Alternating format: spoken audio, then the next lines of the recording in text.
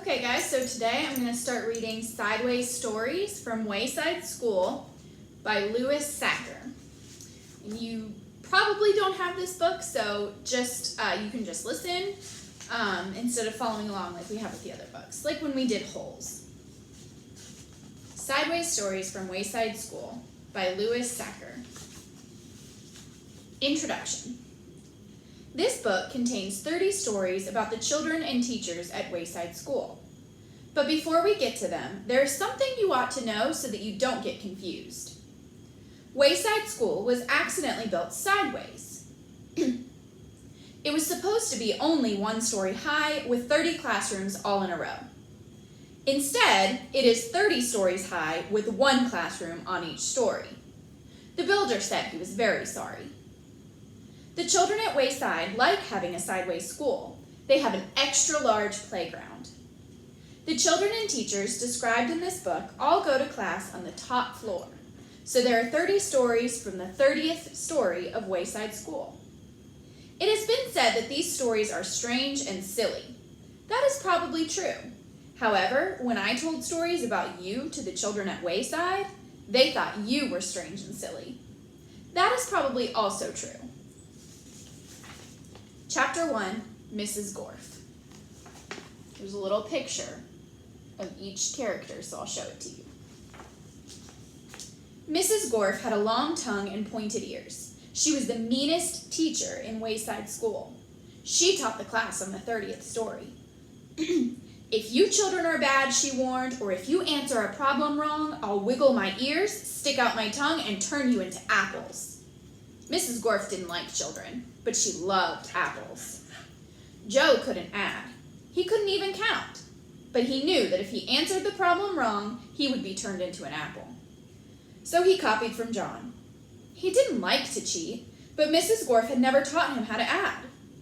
One day, Mrs. Gorf caught Joe copying John's paper. She wiggled her ears, first her right one, then her left, stuck out her tongue, and turned Joe into an apple. Then she turned John into an apple for letting Joe cheat. "Hey, that isn't fair," said Todd. "John was only trying to help a friend." Mrs. Gorf wiggled her ears, first her right one, then her left, stuck out her tongue, and turned Todd into an apple. "Does anybody else have an opinion?" she asked. Nobody said a word.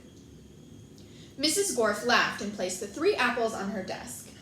Stephen started to cry. He couldn't help it. He was scared. "I do not allow crying in the classroom," said Mrs. Gorf. She wiggled her ears, first her right one, then her left, stuck out her tongue, and turned Stephen into an apple. For the rest of the day, the children were absolutely quiet. And when they went home, they were too scared to even talk to their parents. But Joe, John, Todd, and Stephen couldn't go home. Mrs. Gorf just left them on her desk. They were able to talk to each other, but they didn't have much to say. Their parents were very worried. They didn't know where their children were. Nobody seemed to know. The next day, Kathy was late for school. As soon as she walked in, Mrs. Gorf turned her into an apple. Paul sneezed during class. He was turned into an apple. Nancy said, "God bless you," when Paul sneezed. Mrs. Gorf wiggled her ears, first her right one, then her left, stuck out her tongue, and turned Nancy into an apple. Terrence fell out of his chair. He was turned into an apple. Mauricia tried to run away. She was halfway to the door as Mrs. Gorf's right ear began to wiggle. When she reached the door, Mrs. Gorf's left ear wiggled. Mauricia opened the door and had one foot outside when Mrs. Gorf stuck out her tongue. Mauricia became an apple. Mrs. Gorf picked up the apple from the floor and put it on her desk with the others. Then, a funny thing happened. Mrs. Gorf turned around and fell over a piece of chalk. The 3 Erics laughed. They were turned into an apple. Mrs. Gorf had a dozen apples on her desk. Joe, John, Todd, Stephen, Kathy, Paul, Nancy, Terrence, Mauricia, and the 3 Erics. Eric Fry, Eric Bacon, and Eric Ovens. Louis, the yard teacher, walked into the classroom. He had missed the children at recess. He had heard that Mrs. Gorf was a mean teacher. So he came up to investigate. He saw the 12 apples on Mrs. Gorf's desk.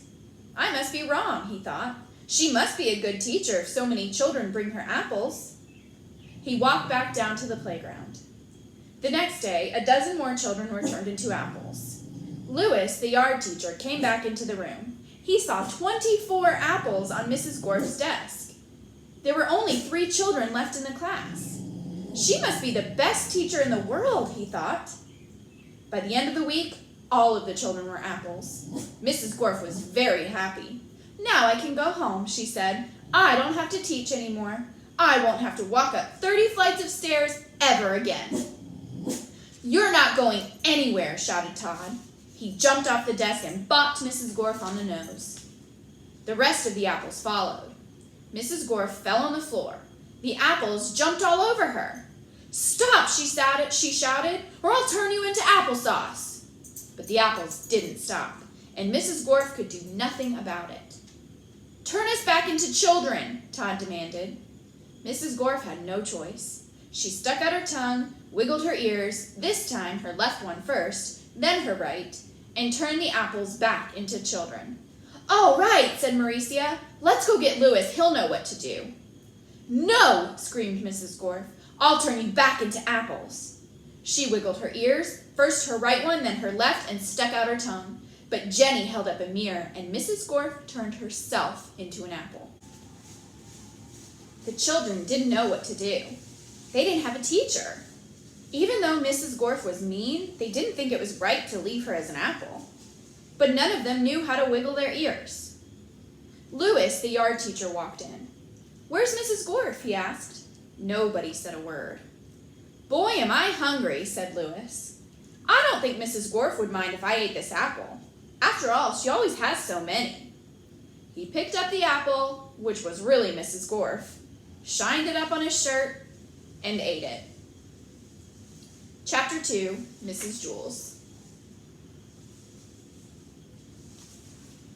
Mrs. Jules had a terribly nice face. She stood at the bottom of Wayside School and looked up. She was supposed to teach the class on the 30th story. The children on the 30th story were scared.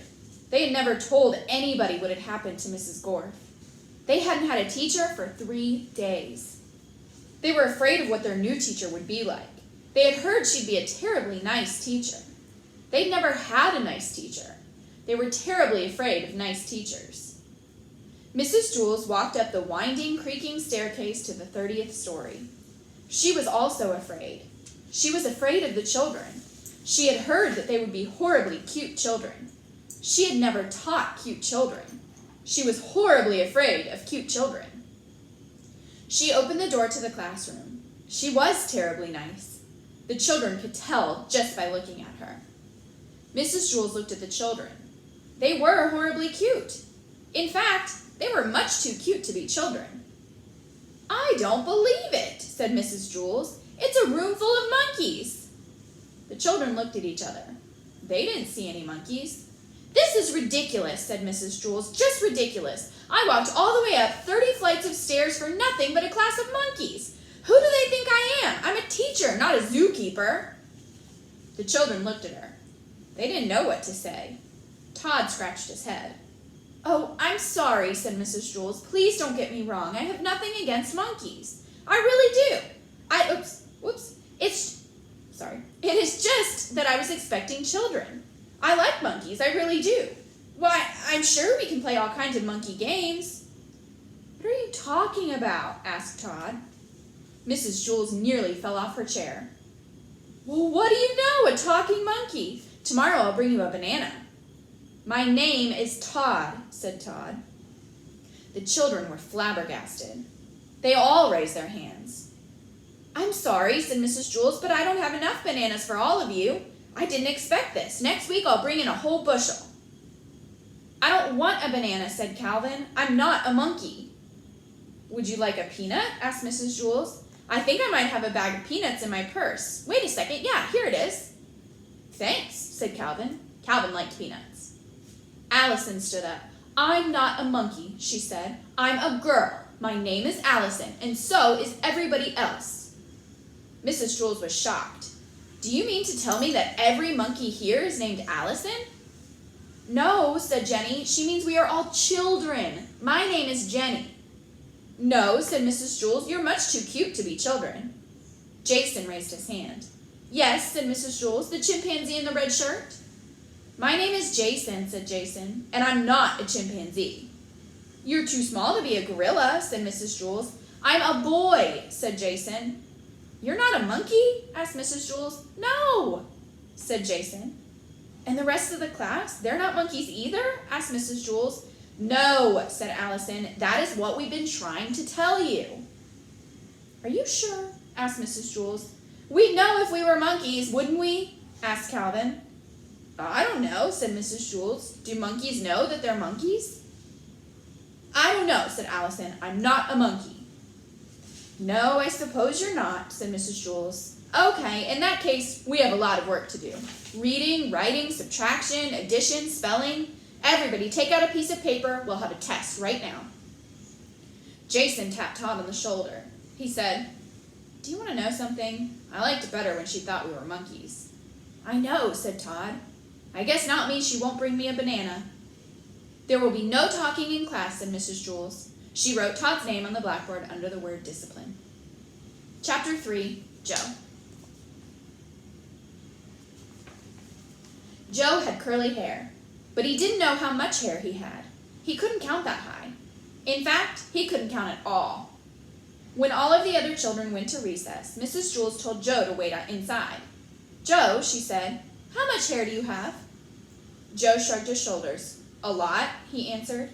But how much, Joe? Asked Mrs. Jules. Enough to cover my head, Joe answered. Joe, you're going to have to learn how to count, said Mrs. Jules.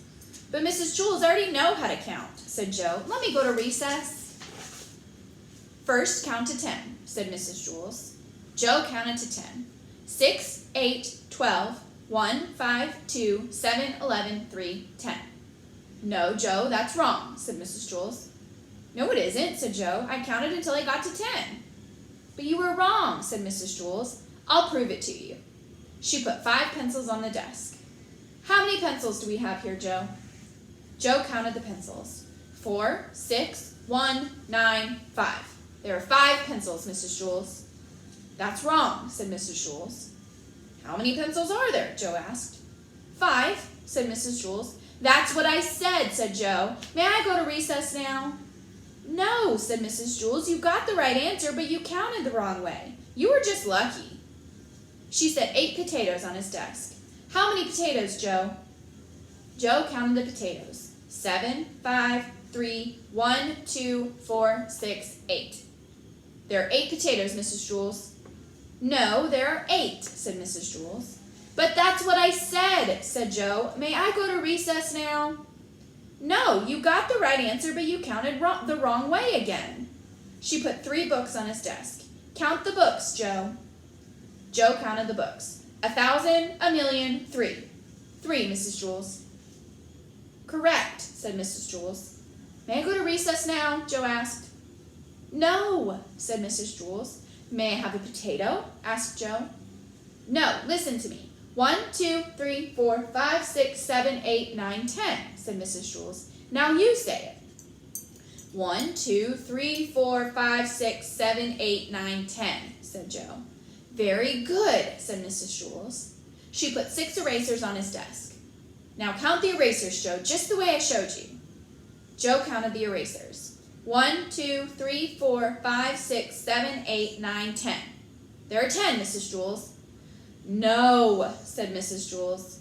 Didn't I count right? Asked Joe. Yes, you counted right, but you got the wrong answer, said Mrs. Jules.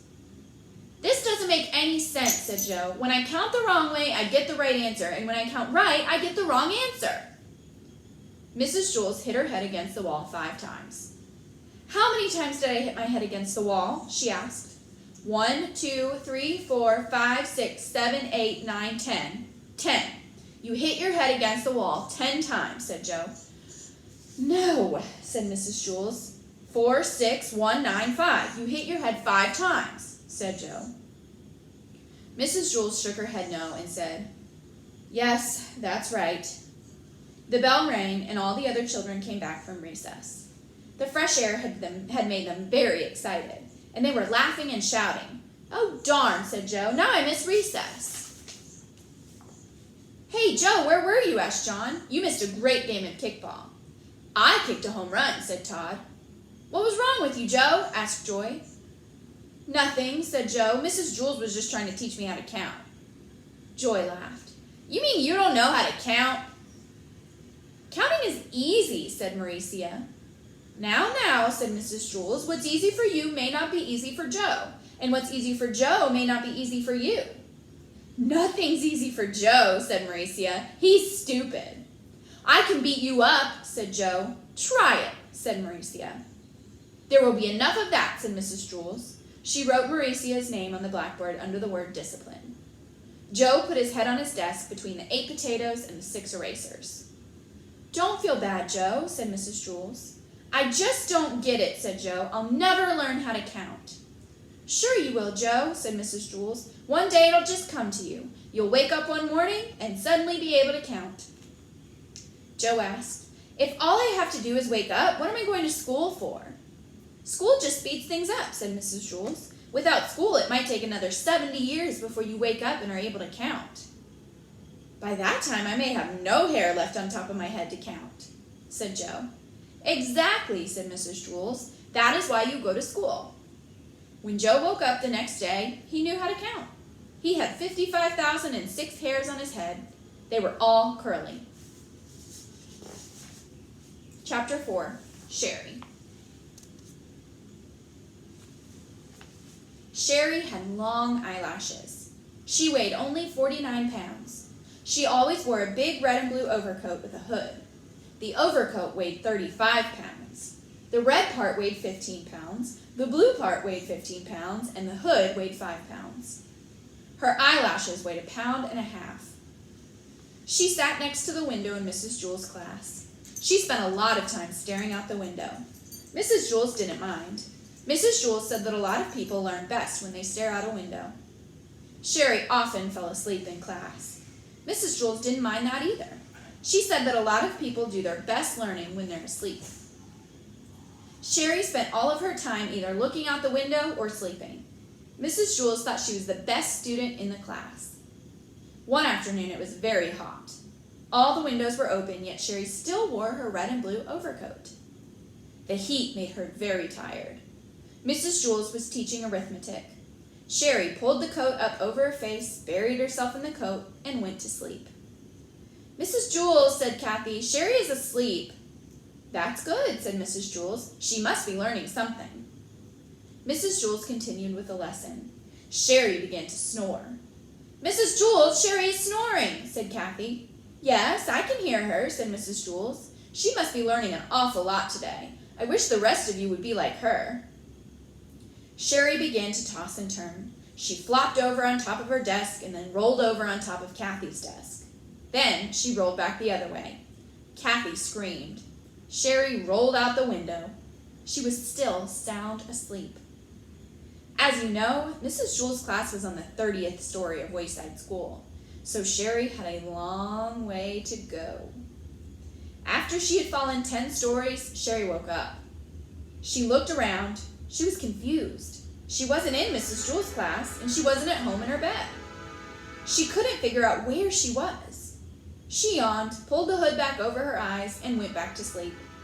By that time, she had fallen another 10 stories.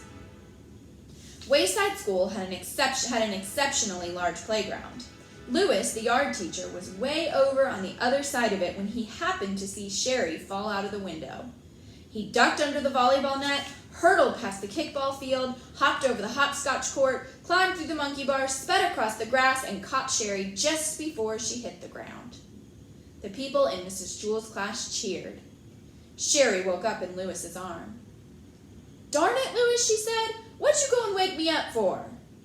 "I'm sorry, Sherry," said Lewis. I'm sorry, Sherry repeated. "Is that all you can say? I was having a wonderful dream until you woke me up. You're always bothering me, Lewis. I can't stand it." She laughed and hugged him around the neck. Lewis carried her back up 30 flights of stairs to Mrs. Jules' room. That evening, when Sherry went to bed, she was unable to fall asleep. She just wasn't tired. Chapter 5, Todd. All of the children in Mrs. Jewell's class, except Todd, were talking and carrying on. Todd was thinking. Todd always thought before he spoke. When he got an idea, his eyes lit up. Todd finished thinking and began to speak. But before he said 2 words, Mrs. Jewell called him. "Todd," she said, "you know better than to talk in class. You must learn to work quietly like the other children." She wrote his name on the blackboard under the word discipline. Todd looked around in amazement.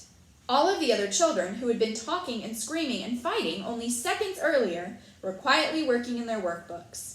Todd scratched his head. A child was given 3 chances in Mrs. Jewell's class. The first time he did something wrong, Mrs. Jewell wrote his name on the blackboard under the word discipline. The second time he did something wrong, she put a check next to his name. And the third time he did something wrong, she circled his name. Todd reached into his desk and pulled out his workbook. He had only just started on it when he felt someone tap him on the shoulder. It was Joy. "What page are you on?" Joy asked. "Page 4, Todd whispered.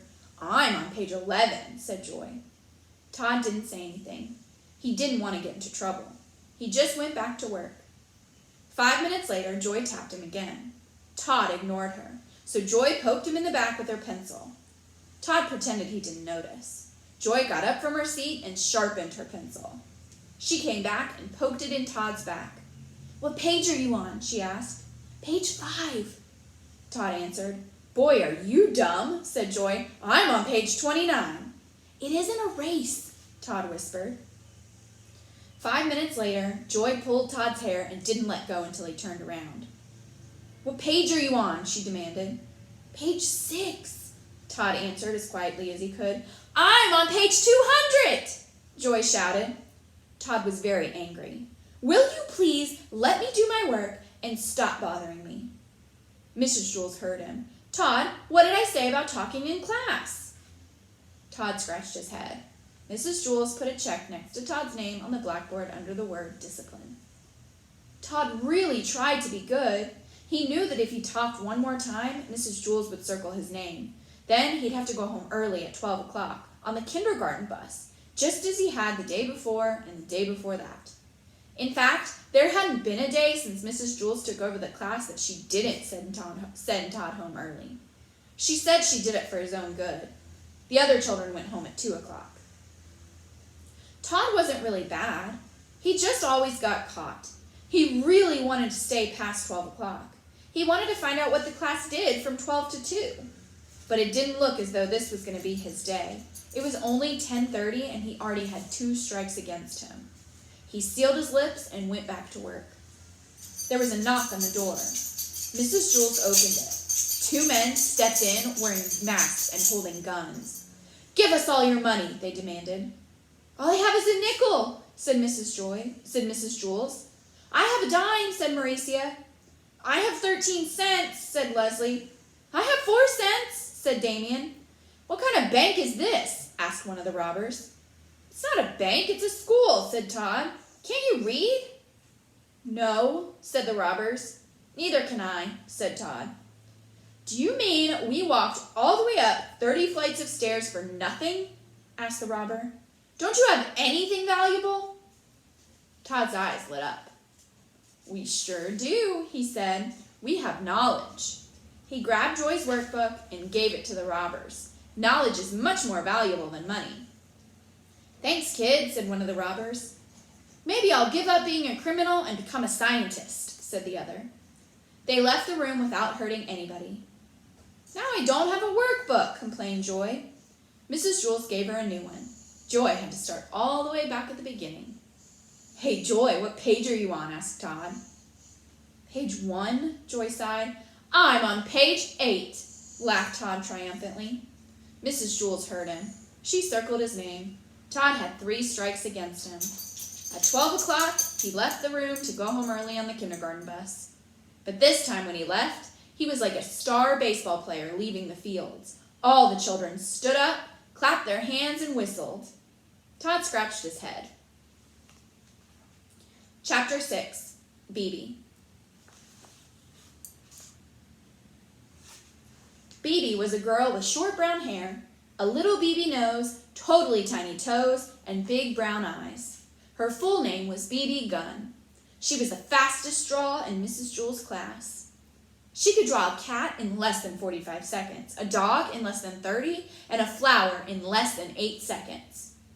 But of course, BB never drew just one dog or one cat or one flower. Art was from 12:30 to 1:30. Why, in that time, she could draw 50 cats, 100 flowers, 20 dogs, and several eggs or watermelons. It took her the same amount of time to draw a watermelon as an egg. Calvin sat next to BB. He didn't think he was very good at art. Why, it took him the whole period just to draw one airplane. So instead, he just helped BB. He was BB's assistant. As soon as BB would finish a masterpiece, Calvin would take it from her and set down a clean sheet of paper. Whenever her crayon ran low, Calvin was ready with a new crayon. That way, BB didn't have to waste any time. And in return, BB would draw 5 or 6 airplanes for Calvin. It was 12:30, time for art. BB was ready. On her desk was a sheet of yellow construction paper. In her hand was a green crayon. Calvin was ready. He held a stack of paper and a box of crayons. "Ready, BB?" said Calvin. "Ready, Calvin," said BB. "Okay," said Mrs. Jewls, "time for art." She had hardly finished her sentence when BB had already drawn a picture of a leaf. Calvin took it from her and put another piece of paper down. "Red," called BB. Calvin handed BB a red crayon. "Blue," called BB. He gave her a blue crayon. They were quite a pair. Their teamwork was remarkable. BB drew pictures as fast as Calvin could pick up the old paper and set down the new. A fish, an apple, 3 cherries, bing, bing, bing. At 1:30, Mrs. Jewls announced, "Okay, class, art is over." BB dropped her crayon and fell over on her desk. Calvin sighed and leaned back in his chair. He could hardly move. They had broken their old record. BB had drawn 378 pictures. They lay in a pile on Calvin's desk. Mrs. Jewls walked by. "Calvin, did you draw all these pictures?" Calvin laughed. "No, I can't draw. BB drew them all." "Well, then what did you draw?" asked Mrs. Jewls. "I didn't draw anything," said Calvin. "Why not? Don't you like art?" asked Mrs. Jewls. "I love art," said Calvin. "That's why I didn't draw anything." Mrs. Jewls did not understand. "It would have taken me the whole period just to draw one picture," said Calvin, and BB would only have been able to draw 100 pictures. But with the two of us working together, she was able to draw 378 pictures. That's a lot more art. BB and Calvin shook hands. "No," said Mrs. Jewls, "that isn't how you measure art. It isn't how many pictures you have, but how good the pictures are. Why, a person could spend his whole life just drawing one picture of a cat. In that time, I'm sure BB could draw 1,000,000 cats." 2,000,000, said BB. Mrs. Jewls continued, "But if that one picture is better than each of BB's 2,000,000, then that person has produced more art than BB." BB looked as if she was going to cry. She picked up all the pictures from Calvin's desk and threw them in the garbage. Then she ran from the room. "I thought her pictures were good," said Calvin. He reached into the garbage pail and took out a crumpled up picture of an airplane. BB walked outside into the playground. Louis, the yard teacher, spotted her. "Where are you going?" he asked. "I'm going home to draw a picture of a cat," said BB. Will you bring it to school and show it to me tomorrow?" Louis asked. "Tomorrow?" laughed BB. "By tomorrow, I doubt if I'll even be finished with one whisker." And that's it for day 1 of Sideways Stories from Wayside School. I hope you're enjoying it. This book, I used to laugh so hard at this book. This is my copy from when I was in the 2nd grade. So whenever I show you the pictures, you probably see all these yellow marks. That's because it's pretty old. I've had it for a very long time. It's even older than my copy of The Phantom Tollbooth. So this is like 4 years older than that. Okay. So stay tuned. Tomorrow we'll do the next 6 chapters.